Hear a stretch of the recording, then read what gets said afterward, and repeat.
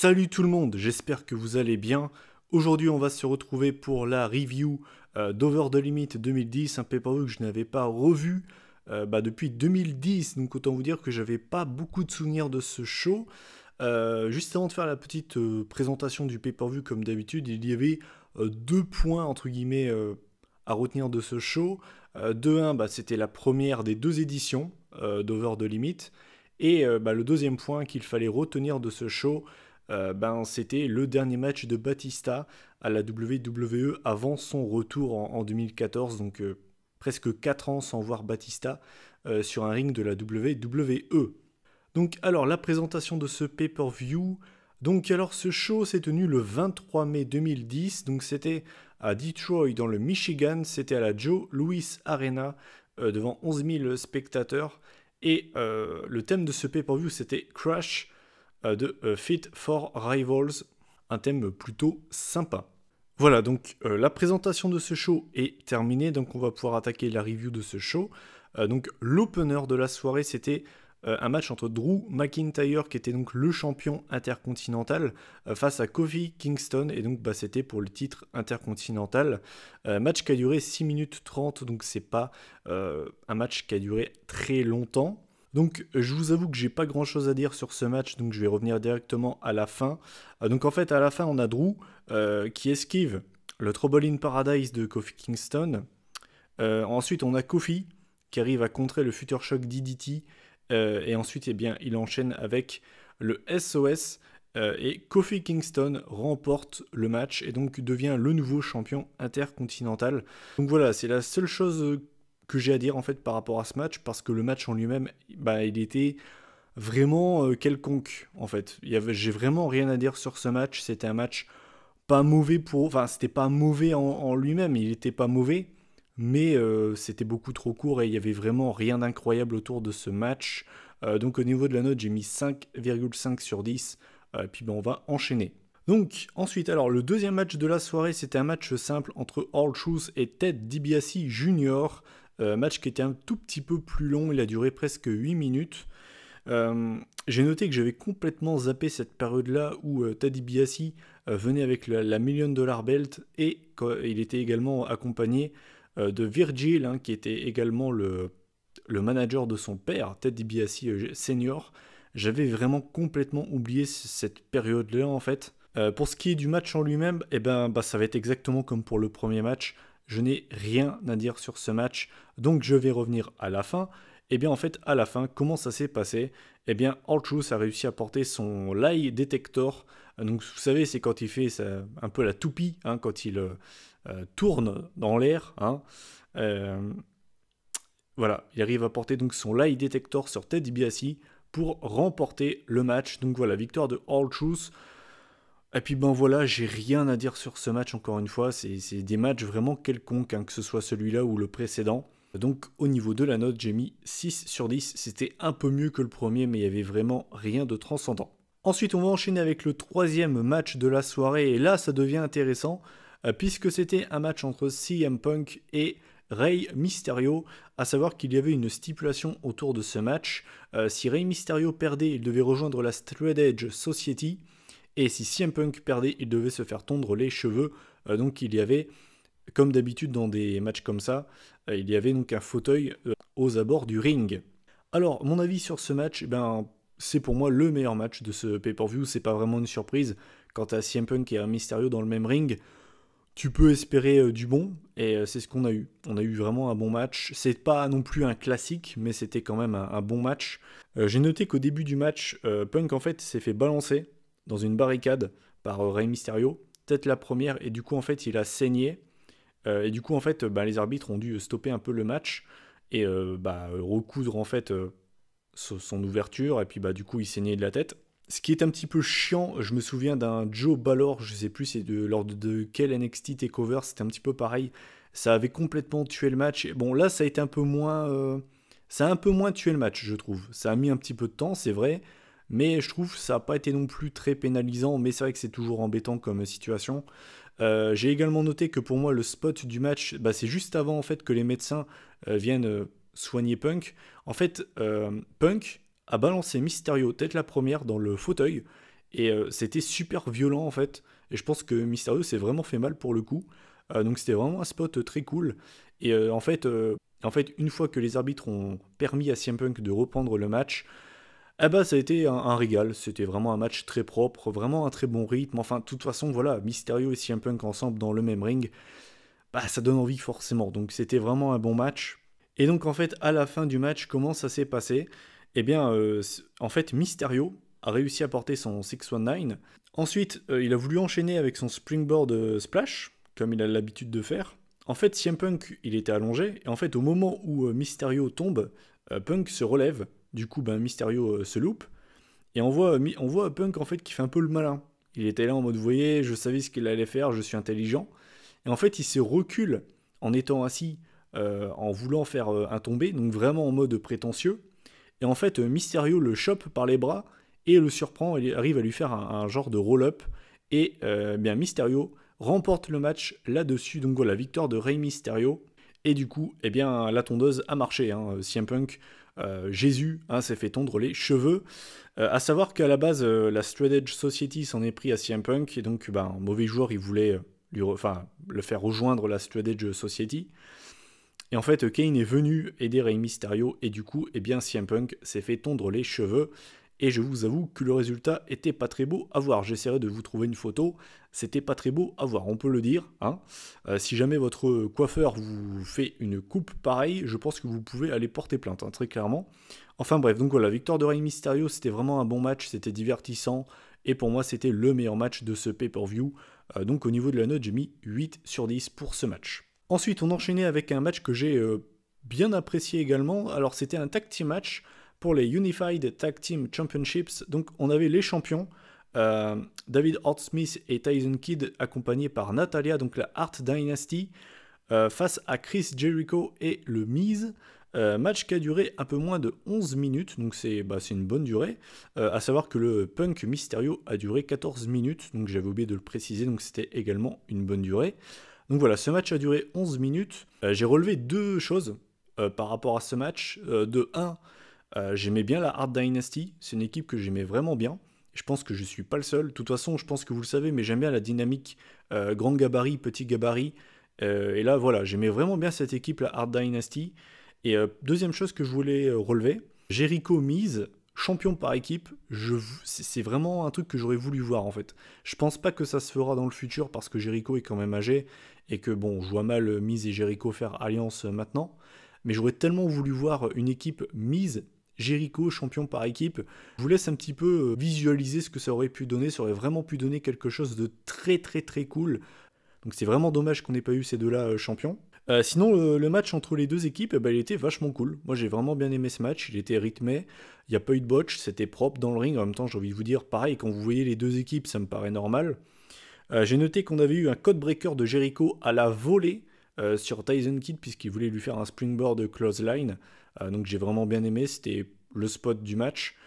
Et finalement, après un match vraiment très plaisant, c'est la Hart Dynasty qui a remporté ce match et qui ont donc conservé les ceintures avec un Heart Attack sur le Miz. Donc voilà, victoire de la Hart Dynasty. C'était vraiment un match plaisant. J'ai vraiment bien aimé ce match.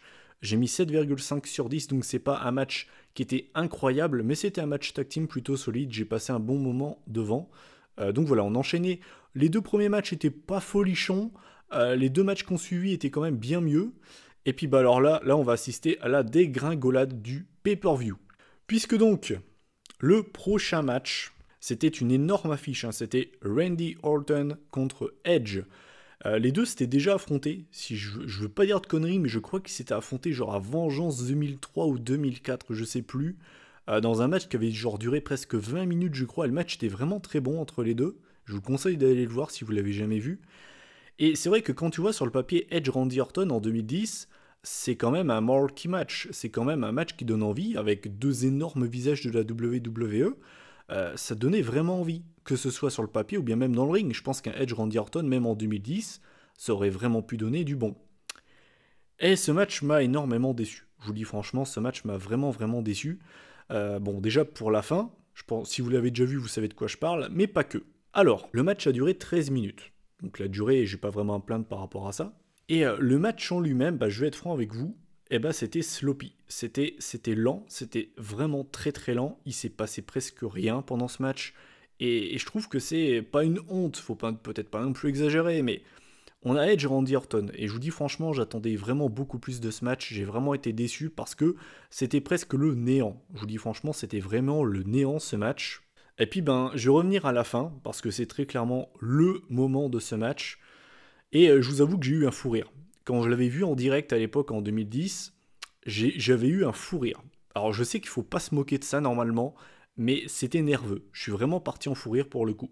Alors, vous le savez, Randy Orton a eu beaucoup de problèmes au niveau de ses épaules. Il s'est souvent blessé à ce niveau-là. Et donc le match se déroulait plutôt pas mal. Il avait réussi à porter son DDT de la deuxième corde. Il avait fait une superplex juste avant sur Edge. Et donc, bah forcément, comme d'habitude, qu'est-ce qu'il fait? Il prépare son RKO. Et donc, qu'est-ce qu'il fait en général? Il tape des points sur le ring et il y va bien. Et là, pour le coup, Randy Orton, il a peut-être tapé un peu trop fort. Hein. Je vous dis franchement, il a vraiment bien tapé comme il faut. Et puis, bah, en fait, au bout d'un moment, Randy Orton, ben, je ne sais pas ce qui s'est passé avec son épaule. Alors, je vous avoue que j'ai eu la flemme d'aller chercher sur Wikipédia ou autre quelle était la blessure qu'il avait eue lors de ce match. Mais Randy Orton s'est, je crois, disloqué l'épaule ou un délire comme ça, puisque son épaule, enfin son bras, en fait, pendait. C'était assez gênant, je vous avoue que c'était vraiment très gênant. Et je vous avoue qu'à l'époque, j'ai eu un fou rire. Quand j'ai vu ce show pour la première fois à l'époque, j'ai eu un fou rire. Je sais que normalement, on ne doit pas se moquer de ça, mais pour le coup, j'étais vraiment mort de rire.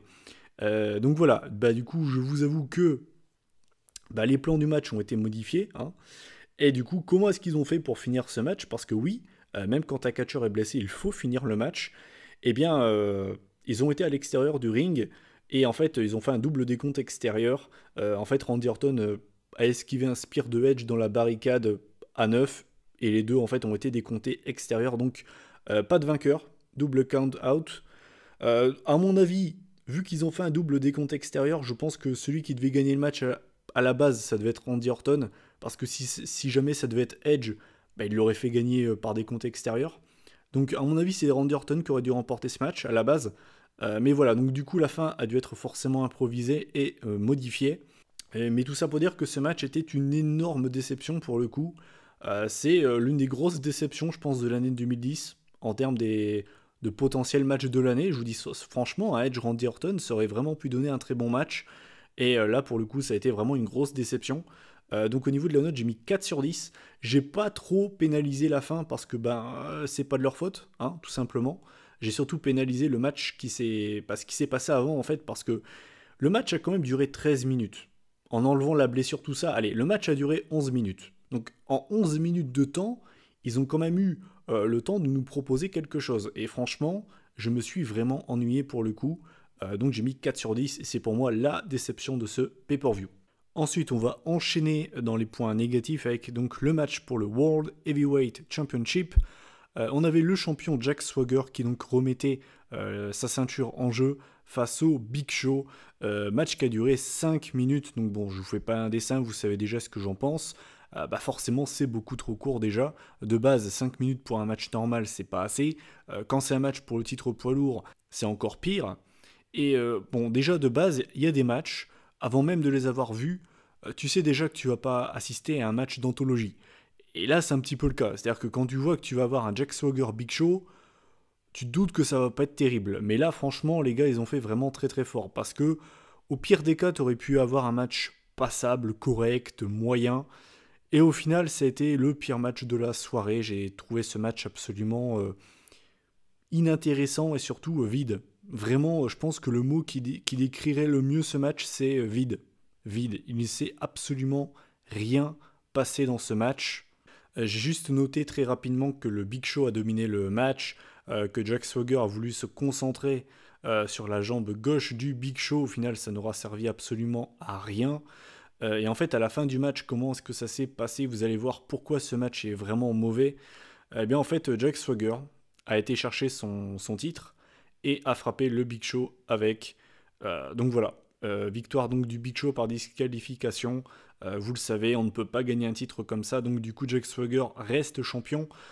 Ce match était vraiment mauvais, il n'y a rien d'autre à dire. Il s'est presque rien passé dans ce match qui a duré seulement 5 minutes, qui en plus de ça à une fin pourrie. Donc ce match, c'était vraiment de la merde, il faut dire les choses. Là, vraiment, c'était de la merde majuscule. Hein. M-E-R-D-E majuscule, merde. Donc au niveau de la note, j'ai mis 2 sur 10. Je sais pas si c'est pas ma pire note que j'ai mis, je crois, pour un match pour le World Heavyweight Championship. Mais en tout cas, c'est vraiment pas volé comme note, c'était vraiment vide. Vraiment, vraiment vide. Et comme on dit, jamais 203, on va finir cette trilogie de la nullité avec un match pour le Divas Championship. On avait Eve Torres, la championne, face à Maryse, la francophone. Match qui a duré 5 minutes là aussi, donc forcément, je vais pas vous redire ce que j'ai dit pour le match précédent. Pareil, alors là, encore une fois, c'était presque vide, hein, presque aussi vide que Swagger Show. Il y a quand même eu un peu plus de contenu, mais c'était vraiment pas fou. Et à la fin du match, eh bien, en fait, c'est Eve Torres qui a remporté le match avec une prise que je n'avais jamais vue. Et quand j'ai été sur son Wikipédia pour essayer de trouver quelle était cette prise, dans les plusieurs finishers qu'elle a utilisés dans sa carrière WWE, cette prise n'y figure même pas. Donc je ne suis même pas capable, même pas fichu de vous dire quelle était cette prise. Je sais juste qu'en fait elle a mis ses jambes autour de la tête de Maryse et en fait elle a ramené la tête de Maryse vers le ring. Hein. Et voilà, donc je peux même pas vous donner un nom sur cette prise. Enfin bref, incroyable. Tout ça pour dire que c'était vraiment pas terrible et que, voilà, Eve Torres a conservé le titre. Et j'ai mis la note de 3,5 sur 10. Et enfin, on va conclure ce pay-per-view avec le main event de la soirée. C'était pour le WWE Championship. C'était un I Quit match entre le champion John Cena et Batista. Match qui a duré un peu plus de 20 minutes, donc c'est le match le plus long de la soirée. Alors, forcément, le but du match est de faire dire à son adversaire j'abandonne, et donc forcément, pour que ton adversaire en vienne au point de dire ça, il faut quand même que ce soit assez violent. Hein. Donc forcément, on a eu des soumissions. On a John Cena qui a tenté son STFU, ça n'aura pas suffi. On a Batista qui a porté sa nouvelle, entre guillemets, prise de finition, enfin de soumission, qu'il avait inventé 2 semaines auparavant lors de Raw. Il s'en était servi contre Mark Henry. Il avait appelé ça le Batista Bite, non pas le Batista Beat. Hein. Sinon ensuite dans les spots, enfin le spot pour moi marquant, c'est un running power slam de Batista sur John Cena directement sur une table des commentateurs. À savoir que John Cena s'est ouvert le front et il a dû avoir une aide médicale parce qu'à cette époque-là, en 2010, quand un catcheur saignait, c'était vraiment très très strict. Hein, c'est-à-dire que même si ça saignait pas forcément de la tête, il y avait toujours un gars qui venait pour soigner, pour effacer les saignements, ce qui était d'ailleurs assez relou. Alors vous allez me dire que c'est pareil actuellement, on l'a notamment vu entre Joe et Finn Balor lors d'un NXT TakeOver, mais pour ceux qui suivaient pas le catch à l'époque, en 2010 c'était vraiment c'était encore plus strict en fait. Vraiment le moindre saignement, il y avait un gars qui venait pour t'enlever ça, c'était assez chiant. Enfin bref, voilà. J'ai également noté que les deux sont partis dans le public. Il y a notamment Batista qui a chuté du haut du gradin sur des gars de la sécurité. Donc ça, c'est un spot plutôt sympa. Et en fait, le spot final, comment est-ce que ça s'est passé? En fait, on a Batista qui avait pris la voiture qui était dans le décor. Il a reculé en essayant donc de foncer sur John Cena. Finalement, il a foncé dans le décor. John Cena ensuite est venu le chercher dans la voiture. Lui a apporté un attitude adjustment directement sur la voiture. Il a demandé donc à Batista s'il voulait abandonner. Batista a dit non. Et John Cena lui a répondu qu'il aurait dû dire oui. Et au final, donc ensuite, il porte Batista en attitude adjustment sur le toit de la voiture. Et donc, il le menaçait de le balancer directement contre le sol, dans le décor. Batista donc là n'a pas hésité une seule seconde et donc a crié plusieurs fois I quit, I quit, I quit. Et John Cena, le gros enfoiré, hein, très clairement, il a quand même balancé Batista. Alors le match était terminé, le mec avait gagné le match et donc avait conservé le WWE Championship. Monsieur Hustle, Loyalty and Respect balance quand même Batista dans le décor. Je suis désolé, hein, mais alors déjà pour ça, je suis désolé, mais son slogan, là pour le coup, il l'a pas respecté. Et pour Extreme Rules, donc le pay-per-view encore d'avant, il avait fait pareil. C'est-à-dire, je ne sais pas si vous vous souvenez, mais Batista avait perdu le match dans un last man standing match avec Cena, qui avait en fait scotché les pieds de Batista, et du coup, comment dire, dans le coin avec le poteau, et du coup Batista ne pouvait pas se relever. Et là aussi, je me rappelle encore à l'époque, je disais Hustle, Loyalty, Respect, je suis désolé, c'est pas très. Je vais pas dire que c'est une méthode de heal, mais c'est pas spécialement une méthode de face non plus. Vous voyez ce que je veux dire? C'est une méthode assez moyenne. Et là, pour le coup, ben, pour moi, ça faisait 2 fois de suite que le mec casse un peu son slogan. Enfin bref, donc voilà, John Cena donc conserve le WWE Championship. Mon avis sur ce match, c'était un match plutôt bon pour conclure le show. C'est l'un des meilleurs matchs de la soirée. Je dirais que c'est le deuxième meilleur match de la soirée, derrière le Mysterio Punk. C'était pas un grand main event, mais c'était pas un mauvais match. C'était bien pire que ça comme main event de pay-per-view. C'est un match plutôt sympa. C'est pas mon Batista Cena préféré dans mes souvenirs, parce qu'encore une fois, je l'ai pas revu depuis 2010, donc ça remonte quand même. Mais dans mes souvenirs, le last man standing entre les deux était vraiment très bon. Faudrait que je revoie ce pay-per-view d'ailleurs. De toute façon, je le reverrai dans le futur, c'est sûr et certain. Enfin bref, voilà, tout ça pour dire que donc c'était un match plutôt sympa pour conclure le pay-per-view. Au niveau de la note, j'ai mis 7,5 sur 10. Donc voilà. Et bien voilà, bah écoutez, en faisant la moyenne des matchs de ce pay-per-view, on arrive à la moyenne de 5,5 sur 10. Donc on peut le dire, c'est pas une moyenne incroyable. Et pour le coup, c'est pas forcément volé, c'est un pay-per-view assez moyen, c'est pas une purge non plus. Il y a eu bien pire que ça comme pay-per-view, mais c'est quand même un show assez moyen. Très clairement, pour moi, c'est un show vraiment très moyen. On a eu 3 matchs que je qualifierais de points positifs. Le main event, le Mysterio Punk et le match tag team pour les ceintures par équipe. Ensuite, on a eu 3 matchs qui étaient vraiment mauvais. Le match pour le Divas Championship, le match pour le World Heavyweight Championship et le match entre Edge et Randy Orton qui est vraiment une grosse déception pour le coup. Et puis les 2 premiers matchs de la soirée étaient passables, moyens, mais n'étaient pas non plus mauvais. Donc au final, quand on regarde vraiment le bilan de ce show sur les 8 matchs, c'est quand même assez moyen. Et très clairement, pour moi, le mot qui ressort de ce pay-per-view, c'est moyen. Voilà. Donc voilà, cette review est terminée. Je vous invite à donner votre avis en commentaire. Si vous avez des souvenirs de ce pay-per-view, qu'est-ce que vous en avez pensé? Quel a été votre match préféré entre Batista et John Cena? Est-ce que vous aussi, vous avez vraiment été déçu du Edge Randy Orton? Et puis ben voilà, comme d'habitude, n'hésitez pas à commenter, liker, partager. La vidéo si le cœur vous en dit. On se retrouve la semaine prochaine pour une prochaine vidéo. D'ici là, prenez soin de vous. Salut tout le monde!